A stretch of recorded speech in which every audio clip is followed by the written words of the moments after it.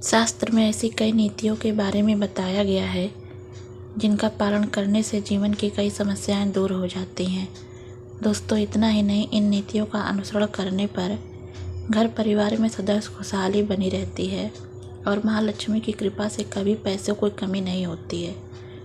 गरुड़ पुराण, जो कि हिंदू का महत्वपूर्ण ग्रंथ माना जाता है, इसमें ऐसी कई बातों का उल्लेख मिलता है जो कि गरीबी और दरिद्रता का कारण बनती हैं। अगर आप इन कामों को करते हैं तो आज ही इसे छोड़ दें, वरना कई तरह की परेशानियां झेलनी पड़ सकती हैं। अब यहाँ पर कुछ दोस्त ऐसे भी होंगे जो हमारी बातों को हल्के में लेंगे, क्योंकि उन्हें वास्तुशास्त्र का ध्यान नहीं है। इस पर एक कहावत भी प्रचलित है कि बंदर क्या जाने अदरक का स्वाद। अर्थ यह है, कोई भी व्यक्ति वास्तुशास्त्र के बारे में नहीं जानता है तो फिर इन उपायों में या वीडियो देखने में विश्वास ही नहीं करता है। इसलिए सही सटीक 100% जानकारी के साथ में जानने के लिए इस वीडियो से जुड़ जाना। दोस्तों, वीडियो को आगे बढ़ाते हैं। आपके पास अभी जितने भी काम हैं उन सबको साइड में रख दीजिए। ध्यानपूर्वक जो आपको बताया जा रहा है उसे देखिए और सुनिए। यह सबसे पहली चीज़ है पत्नी के गहने।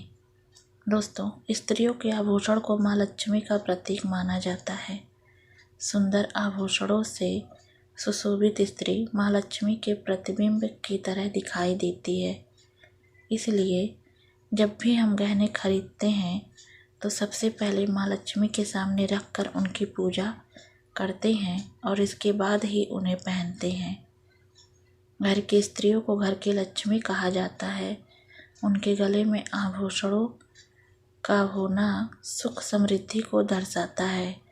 इसलिए अपनी पत्नी के गहने कभी किसी को उधार में या दान में या दूसरों को इस्तेमाल के लिए कभी नहीं देने चाहिए। खासकर सुहागिन महिलाएं अपना मंगलसूत्र, पायल और बिछिया कभी भी किसी अन्य महिला को इस्तेमाल के लिए ना दें। इससे घर की बरकत और भाग्य भी उन बहनों के साथ चला जाता है और माता लक्ष्मी अत्यंत रुष्ट हो जाती हैं। इसलिए अपने घर में सुख समृद्धि बनाए रखने के लिए इन गहनों को दूसरों को इस्तेमाल करने के लिए ना दें। दोस्तों, कई महिलाएं तो ऐसी भी होती हैं जो कि अपने गहने पसंद नहीं आते हैं तो दूसरी महिला के गहनों की शैली और बनावट पसंद आती है, जिसके कारण महिलाएं अपने गहने पहनने के लिए एक दूसरे से बदलाव कर लेती हैं। परंतु दोस्तों, ऐसा करना मतलब है कि आप अपने से माँ लक्ष्मी जी को रुष्ट कर रही हैं और घर से बाहर भेजने की तैयारी कर रही हो, क्योंकि आभूषण या गहने महालक्ष्मी जी का प्रतीक होते हैं और आपके अपने गहने ही आपको पहनने चाहिए। किसी को भी दूसरे के गहने नहीं पहनने चाहिए। दूसरी चीज़ है झाड़ू। दोस्तों, झाड़ू जो सफाई के काम आता है, हमारे घर से नकारात्मक ऊर्जा को दूर करता है, उसे माँ लक्ष्मी का प्रतीक माना जाता है। ऐसा माना जाता है कि झाड़ू में माँ लक्ष्मी का निवास होता है। इसलिए अपने घर की झाड़ू कभी किसी को उधार में या उपयोग करने के लिए ना दें। अगर झाड़ू खराब हुई है तो उसे किसी प्रवाहित जल में बहा दें, लेकिन उसे किसी को उधार ना दें या कचरे में ना फेंकें, क्योंकि अगर आपके घर की झाड़ू कोई दूसरा उपयोग करता है तो इसका असर आपके घर की सुख शांति पर पड़ता है। इसके साथ यह बात का भी ध्यान रखें कि दूसरों के घर की झाड़ू का अपने घर में कभी भी प्रयोग ना करें, क्योंकि ऐसा करने से उनके घर की नकारात्मक ऊर्जा आपके घर में आ सकती है। आपको हमेशा झाड़ू को छिपा कर रखना चाहिए। इसे ऐसी जगह रखें जिससे बाहर से आने वाले व्यक्ति की नज़र इस पर ना पड़े। यदि आप झाड़ू को खुली जगह पर रखते हैं तो घर में वास्तु दोष लगता है। इसके साथ ही आपको टूटी हुई झाड़ू को भी घर से तुरंत बाहर निकाल देना चाहिए। लेकिन आपको इस बात का भी ध्यान रखना चाहिए कि कभी भी झाड़ू को बिस्तर के नीचे नहीं रखना चाहिए और इसे किचन में भी नहीं रखना चाहिए। इससे आपके परिवार के लोगों के बीच में लड़ाई झगड़े बढ़ सकते हैं। आपको इस बात का ध्यान रखना चाहिए कि झाड़ू का कभी पैर नहीं लगना चाहिए। यदि आप झाड़ू से पैर लगाते हैं तो यह माता लक्ष्मी का अपमान करने के समान होता है।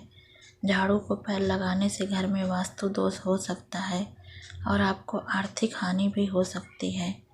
अगर आप घर में झाड़ू रखती हैं तो इसे रखने के सही वास्तु नियमों के बारे में ज़रूर जान लेना चाहिए, जिससे आपकी आर्थिक स्थिति अच्छी बनी रहे और घर में खुशहाली आए।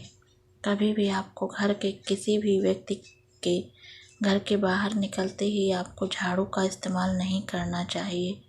इससे बाहर जाने वाले व्यक्ति को अपने कार्यों में सफलता नहीं मिलती है। दोस्तों, यही नहीं, यदि आपके घर में नई बहू का आगमन हो या बेटियों का घर से ससुराल जा रही हो, तब भी आपको तुरंत झाड़ू नहीं लगाना चाहिए।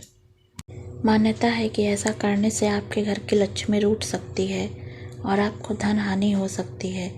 दोस्तों, तीसरी बात है सूरज डूबने के पश्चात दूध, दही, चावल, नारियल, आटा ऐसी सफ़ेद चीज़ों का दान करना या दूसरों को उधार देना अशुभ माना जाता है। ऐसा माना जाता है कि सफ़ेद चीज़ों से बुरी नज़र जल्दी लग जाती है, इसलिए सूरज अस्त होने के पश्चात अपने घर की वस्तुएं दूसरों को नहीं देनी चाहिए। इन चीज़ों को दान करने से आपके घर की सकारात्मक ऊर्जा कम हो सकती है। अगर आप किसी को देना ही चाहते हैं, उन्हें बाज़ार से खरीद कर दे सकते हैं, परंतु अपनी रसोई घर से उठाकर भूल से भी दूसरों को ना दें। खासकर नमक तो भूल से भी नहीं देना चाहिए। दोस्तों, चौथी बात है माँ लक्ष्मी धन की देवी हैं। महालक्ष्मी हमारे घर में सदा विराजमान रहें, ऐसा हमें सदा ही प्रयास करना चाहिए, जिससे घर पर महालक्ष्मी की कृपा होती है, वहाँ पर धन की वृद्धि अवश्य होती है। इसलिए अगर आपने अपनी पत्नी के पास कोई धन रखा हुआ है तो आप ऐसा किसी को उधार में नहीं देना चाहिए। अगर आप किसी को अपनी पत्नी के पास रखा हुआ धन उधार में देते हैं तो आपके घर से लक्ष्मी चली जाती है और भविष्य में आपको पैसों की तंगी का सामना करना पड़ सकता है। खास तौर पर त्योहार एकादशी के दिन अपनी तिजोरी में रखा हुआ धन दूसरों को नहीं देना चाहिए। दोस्तों, पांचवी बात है महालक्ष्मी वैभव प्रदान करने वाली, सौभाग्य देने वाली माता की मूरत है, साथ ही वह अन्नपूर्णा भी है। इसलिए हम अन्न ग्रहण करने से पहले माँ अन्नपूर्णा को धन्यवाद अवश्य करते हैं। रसोई घर की शुद्धता और संपन्नता उतनी ही आवश्यक है जितनी घर की पांचवी वस्तु है, रसोई घर का चकला, बेलन और तवा। जी हाँ दोस्तों, अपने रसोई घर का चकला, बेलन और तवा दूसरों को कभी भी इस्तेमाल के लिए या उधार में नहीं देना चाहिए। यह चीज़ें दूसरों को देने से आपका भाग्य भी उन्हीं के साथ चला जाता है। महालक्ष्मी को अत्यंत प्रिय है, इसलिए ऐसा कभी ना करें। अपने घर का चकला, बेलन या तवा दूसरों को उपयोग के लिए कभी ना दें, नहीं तो आपके घर में दुर्भाग्य का वास हो सकता है। दोस्तों, छठवीं चीज़ है नुकीली वस्तु, जैसे चाकू, कैंची या तलवार आदि कभी भी दान में नहीं देना चाहिए। ज्योतिष विद्या में ऐसा करना नुकसानदायक बताया गया है। माना जाता है कि नुकीली वस्तुओं का दान करने से परिवार की सुख शांति भंग होती है। इसके अलावा घर के सदस्यों के बीच तनाव बढ़ने के साथ और रिश्ते खराब भी होने की आशंका रहती है। कई बार लोग अन्य चीज़ों के साथ स्टील के बर्तन भी दान में देते हैं, लेकिन ज्योतिष शास्त्र के अनुसार स्टील के बर्तनों का दान करना हमारे घर के लिए अशुभ हो सकता है। धार्मिक मान्यताओं के अनुसार स्टील के बर्तन दान करने से परिवार की सुख शांति भंग होती है और झगड़े आते हैं। इसकी वजह से घर में आर्थिक तंगी बनी रहती है, इसलिए स्टील के बर्तन दान करने से बचना चाहिए। अगर आप भी स्टील का बर्तन दान करते हैं तो आगे से ना करें। कभी भी प्लास्टिक से बनी चीज़ों का दान नहीं करना चाहिए। सूर्यास्त के बाद प्याज और लहसुन दान नहीं करना चाहिए। दोस्तों, सातवीं चीज़ है फटे हुए ग्रंथ और किताबें। माना जाता है कि कभी भी फटे हुए ग्रंथ और किताबों का दान नहीं करना चाहिए। अगर आपको यह वीडियो अच्छी लगी हो तो अपने दोस्तों के साथ शेयर करें। ऐसे ही अन्य वीडियो देखने के लिए हमसे जुड़े रहें।